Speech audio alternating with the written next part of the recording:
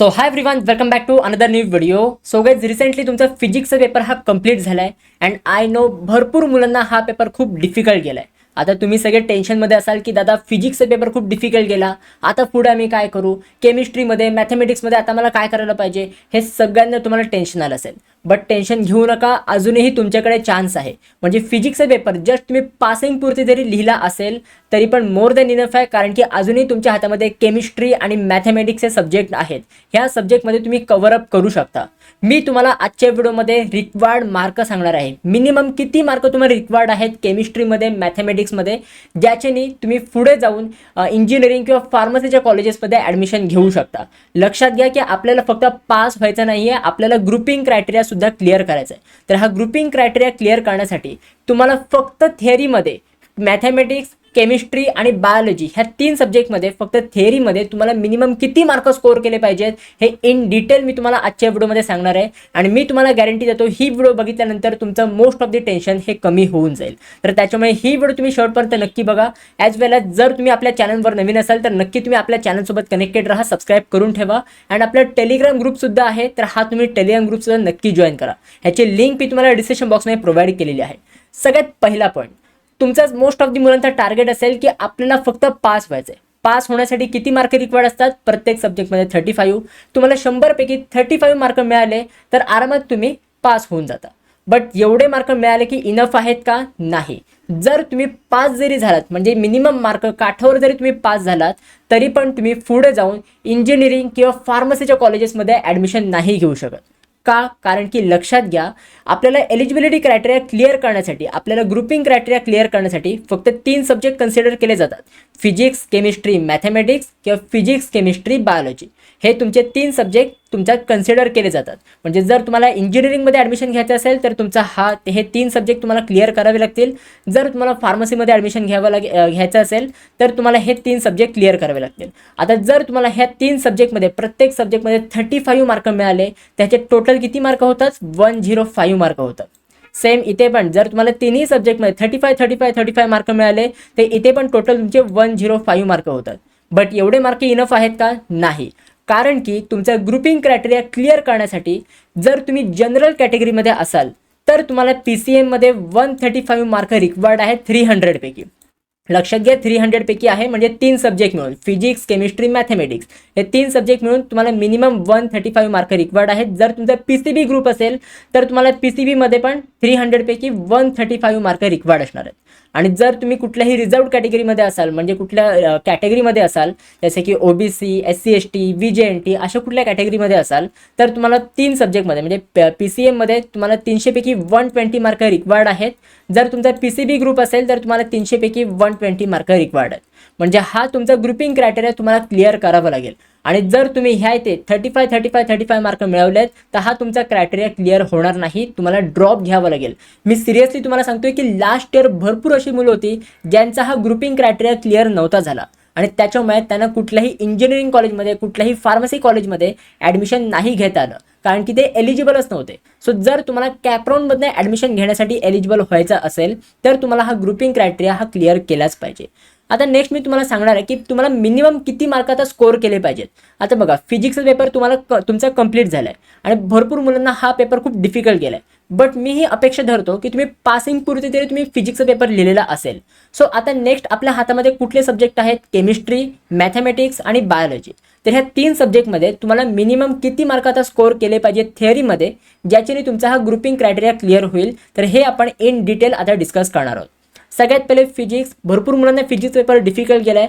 So I hope तुम्हाला म्हणजे 70 of तुम्ही 10+ मार्क्स जरी तुम्ही पेपर लिहिलेला असेल, म्हणजे 10पेक्षा जास्त मार्क्स तुम्ही पेपर लिहिलेला असेल, आणि जर तुम्हाला आता फिजिक्समध्ये 30 आउट ऑफ 25 मार्क प्रॅक्टिकलचे जरी आता मिळाले तर आरामात तुमचे टोटल 35 मार्क होत आहेत, म्हणजे ते तुम्ही फिजिक्समध्ये पास होऊन जात आहे. सो त्या फिजिक्सचं टेन्शन घेत बसू नका.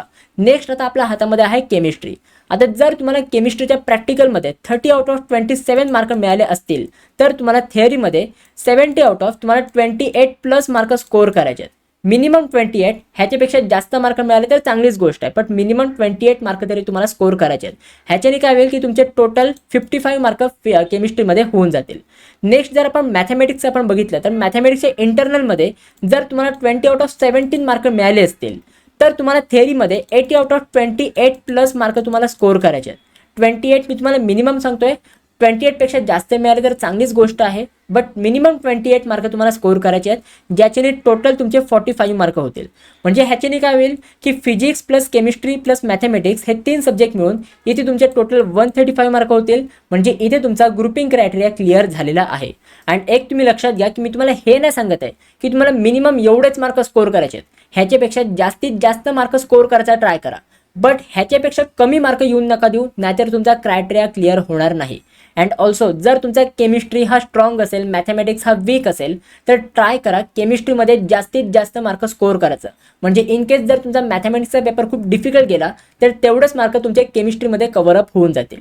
अँड इन केस जर तुमचा मॅथमॅटिक्स हा स्ट्रॉंग असेल, केमिस्ट्री हा वीक असेल, तर ट्राय करा मॅथमॅटिक्समध्ये जास्तीत जास्त मार्क स्कोर करायचं. म्हणजे इन केस जर तुम्हाला केमिस्ट्री डिफिकल्ट गेला तर तेवढेच मार्क तुम्ही मॅथमॅटिक्समध्ये कव्हर अप करायचा ट्राय करा. आय होप हे तुम्हाला समजलेलं असेल. तर एवढे तुम्हाला थेअरीमध्ये मिनिमम मार्क स्कोर करायचे आहेत, ज्याच्याने थेअरी प्लस प्रॅक्टिकल मिळून टोटल तुमचे एवढे मार्क होतील आणि तुमचा ग्रुपिंग क्रायटेरिया हा क्लिअर होईल. आता जर तुमचा बायोलॉजी असेल तर तुम्हाला बायोलॉजीमध्ये किती करायचे आहेत स्कोर, तर हे मी तुम्हाला सांगतो. तर बघा, फिजिक्स अँड केमिस्ट्री तुम्हाला समजलेलं असेल, बट बायोलॉजीमध्ये जर तुम्हाला प्रॅक्टिकलमध्ये 30 आउट ऑफ 28 मार्क जरी मिळाले असतील, तर थेअरीमध्ये तुम्हाला 70 आउट ऑफ 17 प्लस मार्क तुम्ही स्कोर करायचा ट्राय करा. बघा, 17 प्लस मार्क तुम्ही स्कोर करायचा ट्राय करा, ज्याच्याने थेअरी प्लस प्रॅक्टिकल मिळून टोटल तुमचे 45 मार्क होतील बायोलॉजीमध्ये. म्हणजे physics plus chemistry plus biology हे 3 सब्जेक्ट मिळून तुमचा ग्रुपिंग क्रायटेरिया हा क्लिअर होऊन जाईल. अँड इथे पण मी तुम्हाला हेच सांगतो की जर तुमचा केमिस्ट्री हा वीक असेल, बायोलॉजी हा स्ट्रॉंग असेल, तर बायोलॉजीमध्ये जास्तीत जास्त मार्क स्कोर करायचा ट्राय करा. म्हणजे इन केस जर मला केमिस्ट्रीमध्ये थोडे कमी मार्क मिळाले तर तेवढेच मार्क तुम्ही बायोलॉजीमध्ये कव्हर अप करू शकाल. म्हणजे हा तुमचा ग्रुपिंग क्रायटेरिया क्लिअर होऊन जाईल. आय होप हे तुम्हाला समजलेलं असेल. आता ह्याच्यामध्ये तुमची एक लाईफलाईन सुद्धा असते. म्हणजे फॉर एक्झाम्पल जर तुम्हाला पुढे जाऊन इंजिनिअरिंग कॉलेजमध्ये ॲडमिशन घ्यायचं असेल आणि जर तुमचा PCM मिळून तुमचा क्रायटेरिया क्लिअर नाही झाला, तर इथे जो केमिस्ट्रीचा सब्जेक्ट आहे ना, तर केमिस्ट्रीच्या सब्जेक्टला तुम्ही बायफोकल सब्जेक्टनी रिप्लेस करू शकता. म्हणजे जर तुमचा CS, IT हा कुठला पेपर असेल, CS, IT किंवा कुठला इलेक्ट्रॉनिक्स असा कुठला पेपर असेल आणि जर तुमचा PCM मिळून क्रायटेरिया क्लिअर नाही झाला, तर तुम्ही केमिस्ट्रीच्या जागी हा तुम्ही बायफोकल सब्जेक्ट यूज करू शकता. म्हणजे physics plus CS plus mathematics जर हे 3 सब्जेक्ट मिळून तुमचा क्रायटेरिया क्लिअर होत असेल, तरी पण तुम्ही इंजिनिअरिंगच्या ॲडमिशनसाठी एलिजिबल असता. सेम फार्मसीसाठी पण असंच आहे. जर तुमचा फिजिक्स, केमिस्ट्री, बायोलॉजी हे 3 सब्जेक्ट मिळून तुमचा क्रायटेरिया क्लिअर नाही झाला, तर हा जो बायोलॉजी सब्जेक्ट आहे, या बायोलॉजीच्या सब्जेक्टला तुम्ही मॅथमॅटिक्सने रिप्लेस करू शकता. म्हणजे जर तुमचा मॅथ्स असेल तर, म्हणजे physics plus chemistry plus mathematics हे 3 सब्जेक्ट मिळून तुमचा क्रायटेरिया क्लिअर होत असेल, तरी पण तुम्ही फार्मसीच्या कॉलेजेसमध्ये ॲडमिशन घेऊ शकता. आता हा जो इन डिटेल क्रायटेरिया आहे, जो सब्जेक्ट रिप्लेसमेंटची मी तुम्हाला लाईफलाईन सांगितली, हे इन डिटेल मी तुम्हाला येणाऱ्या व्हिडिओजमध्ये सांगेन. आत्ता मी तुम्हाला मुद्दामून नाही सांगत आहे, कारण की जर मी तुम्हाला आत्ता सगळं सांगितलं तर तुम्ही केमिस्ट्री आणि मॅथमॅटिक्सच्या पेपरला पण तुम्ही सिरियसली नाही घेणार. तुम्ही काय म्हणाल की यार अजून एक आपल्याकडे चान्स आहे, आपण बायफोकल सब्जेक्टने रिप्लेस करू शकतो, तर ह्याच्यामध्ये कमी मार्क मिळाले तरी पण चालतील. तर असं करू नका. आता तुमच्या हातामध्ये केमिस्ट्री, मॅथमॅटिक्स आणि बायोलॉजी हे सब्जेक्ट आहेत. ह्याच्यामध्ये तुम्ही जास्तीत जास्त मार्क स्कोर करायचा ट्राय करा, ज्याच्याने तुमचा PCM मिळून किंवा PCB मिळून तुमचा क्रायटेरिया हा क्लिअर होईल. आय होप हे तुम्हाला समजलेलं असेल. आता जर तुम्ही कुठल्याही रिझर्व्ह कॅटेगरीमध्ये असाल, तर रिझर्व्ह कॅटेगरीसाठी मिनिमम किती मार्क रिक्वायर्ड आहेत, तर ह्याचा पण मी ह्याचे टेबल बनवलेलं आहे. तुम्ही ह्याचे चेक करू शकता. म्हणजे थेअरी प्लस प्रॅक्टिकल मिळून तुमचे टोटल एवढे मार्क होतील. सेम केमिस्ट्रीमध्ये पण 48, मॅथमॅटिक्समध्ये तुम्हाला 37 मार्क स्कोर करायचे आहेत, बायोलॉजीमध्ये तुम्हाला 37 मार्क स्कोर करायचे आहेत. 100पैकी मी तुम्हाला सांगतोय, थेअरीचे मार्क पण मी ह्याचे नोट डाऊन केलेले आहेत. तर हे तुम्ही ह्यातून चेक करू शकता आणि मिनिमम एवढे मार्क स्कोर करायचा ट्राय करा. ह्याच्यापेक्षा जास्त मार्क मिळाले तर चांगलीच गोष्ट आहे, बट ह्याच्यापेक्षा कमी मार्क मिळून देऊ नका, नाहीतर तुमचा ग्रुपिंग क्रायटेरिया क्लिअर होणार नाही. आय होप हे सगळं तुम्हाला इन डिटेल समजलेलं असेल. आता नेक्स्ट आपले येणारे व्हिडिओज आपल्या एक्झामच्या गायडन्सवर असणार आहेत, ॲडमिशन प्रोसेसवर असणार आहेत, कॉलेज रिव्ह्यूजवर असणार आहेत. म्हणजे तुमची जी MST CETची एक्झाम आहे ह्याच्या बाबतीत मी तुम्हाला इन डिटेल काही व्हिडिओज प्रोव्हाइड करणार आहे. सो जर तुम्हाला MST CETच्या एक्झामसाठी गायडन्स पाहिजे असेल तर नक्की आपल्या तुम्ही चॅनलसोबत कनेक्टेड राहा, सबस्क्राईब करून ठेवा. कारण की मी तुम्हाला ह्या चॅनलवरती आत्तापासून ते पूर्ण तुमचं ॲडमिशन कंप्लीट होईपर्यंत मी तुम्हाला पूर्णच गायडन्स करणार आहे, पूर्ण मी तुम्हाला सपोर्ट करणार आहे. मी तुम्हाला प्रत्येक डिटेल शेअर करणार आहे की तुम्हाला कुठल्या स्टेपला काय करायचं आहे, काय नाही करायचं आहे. तर त्याच्यामुळे तुम्ही आपल्या चॅनलसोबत कनेक्टेड राहा, सबस्क्राईब करून ठेवा. सो आय होप हे सगळं तुम्हाला समजलेलं असेल. आपल्या टेलिग्राम ग्रुपचं तुम्ही नक्की जॉईन करून ठेवा. ह्याची लिंक मी तुम्हाला डिस्क्रिप्शन बॉक्समध्ये प्रोव्हाइड केलेली आहे. ॲज वेल एज आपली इंस्टाग्राम आय डी पण आहे. तर ह्या इंस्टाग्राम आय डीला पण तुम्ही नक्की फॉलो करून ठेवा. आणखी इंस्टाग्रामवर पण मी तुम्हाला भरपूर काही कॉन्टेंट प्रोव्हाइड करत असतो. शॉर्ट फॉर्ममध्ये जेवढी मला इन्फॉर्मेशन डिलिव्हर करता येईल तर ते मी तुम्हाला डिलिव्हर करत असतो इंस्टाग्रामवरनं. तर त्याच्यामुळे मला इंस्टाग्रामवर पण नक्की फॉलो करा.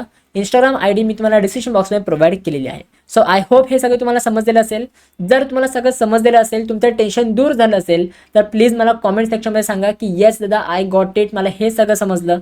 मला तुमचे कॉमेंट रीड करून पण खूप मोटिवेशन येतं. तर त्याच्यामुळे कॉमेंट करून सांगायला विसरू नका. आणि जर तुम्हाला पुढे कुठल्या टॉपिकवर व्हिडिओ पाहिजे असतील तर तेही मला कॉमेंट सेक्शनमध्ये नक्की सांगा. So guys that's it for video. कशी वाटली तुम्हाला ही व्हिडिओ? आवडली असेल तर नक्की लाईक करा, शेअर करा, सबस्क्राईब करा. भेटू पण पुढच्या व्हिडिओमध्ये. तोपर्यंत बाय बाय, सी या and have a good day.